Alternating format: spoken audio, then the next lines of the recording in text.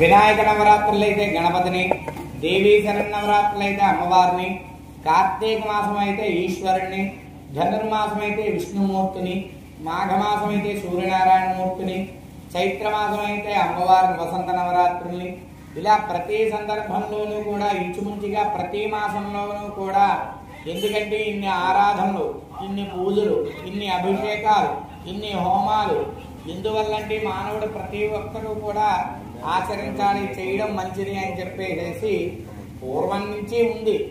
పూర్వం ఇంత ప్రచారం లేదండి, మా తాత ముత్తాతలు చేయలేదు, ఇప్పుడు అందరం చేస్తున్నామంటే పూర్వం నుంచి కూడా ఉంది. కానీ ఇప్పుడు అన్ని రకాలైనటువంటి వనరులు అందరికీ కూడా పెరిగాయండి. పూర్వం ఒక వర్గం వారు బాగా విశేషంగా ధనవంతులుగా కీర్తింపబడితే ఒక వర్గం వారందరూ కూడా ఇబ్బందిగా పేదరికంతో ఎంతో ఇబ్బందులు పడేవారు. ఇప్పుడు మన తన అనేటువంటి భేదం లేకుండా అందరూ కూడా ఇంచుమించుగా ఉన్నంతలో బాగానే సుఖాలు సౌఖ్యాలు అన్నీ కూడా అనుభవిస్తున్నారు. ఈ సందర్భంలో ఎందుకు ఇన్ని రకాల దేవతారాధనలు చెయ్యాలి అంటే,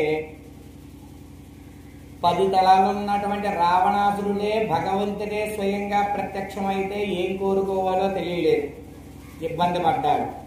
ఏమండి, హిరణ్యాక్షుడు, హిరణ్యకృతుడు, చండముండులు, మనం చండీలో చెప్పుకుంటాం, చండముండులు, మధుకైటబులు, ఏమండి, తర్వాత శుంభ నిశుంభులు, ఇలా అనేక రాక్షసులు స్వయంగా భగవంతుడే ఎదురుపడితే సహా వారు ఏం కోరుకోవాలో వారికి తెలియక అజ్ఞానంతో అక్కర్లేనిది ఏదైతే జన్మరాహిత్యమో అది కోరుకోకుండా అక్కర్లేని సౌఖ్యాలు సుఖాలు కోరుకుని మళ్ళీ వారు ఇబ్బంది పడ్డారన్నమాట.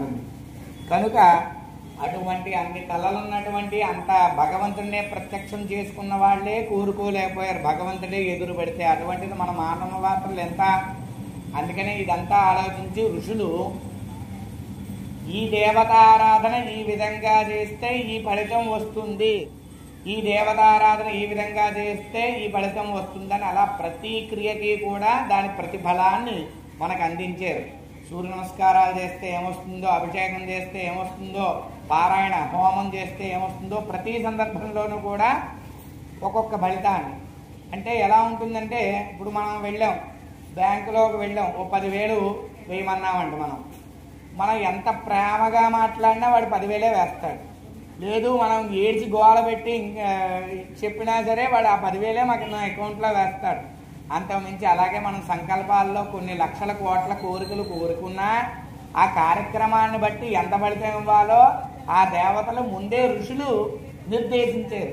ఎందుకు ఋషులు నిర్దేశించారంటే, ఏదైనా కోరుకుని ప్రమాదం తెచ్చుకోవడం ఎందుకు, కనుక ఈ కార్యం చేస్తే ఈ ఫలితమే వస్తుంది అని వారే నిర్దేశించారు. కాబట్టి మానవ మాత్రలకి ఊపిరి ఎంత సహజమో కోరికలు కూడా అంత సహజంగా ఉంటాయి. కాబట్టి అవి నెరవేర్చుకోవడానికి తన ఊపిరన్నంత కాలంలో జన్మరాహిత్యం పొందడానికి సందర్భానుసారంగా ప్రతిదీ కూడా మనకి ఇన్ని రకాలైనటువంటి దేవతారాధనలు చెబుతూ ఉన్నారు.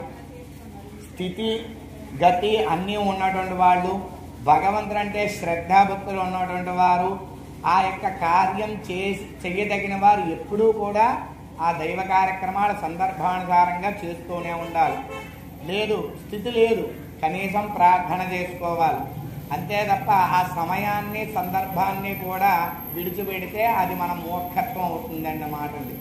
కనుక ప్రతి మానవుడు ప్రతి సందర్భంలోనూ కూడా ఏదైతే ఆరాధన చేస్తాడో, అభిషేకం చేస్తే అభిషేకం అంత ఫలితం, పూజ చేస్తే పూజ అంత ఫలితం, హోమం చేస్తే హోమం అంత ఫలితం, ఇలా దిశానిర్దేశాలు మనకి ఋషులు నియమించి ఉన్నారు. కాబట్టి